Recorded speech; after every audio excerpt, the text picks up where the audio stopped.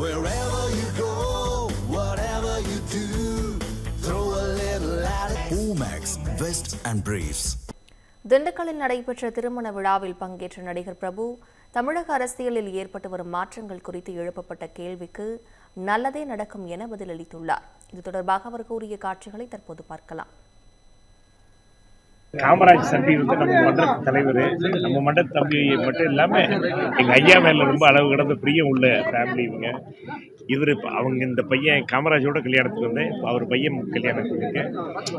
திண்டுக்கல்னு வரும்போது எனக்கு வந்து கோமத்தலாஜ் ஞாபகம் இருக்குது.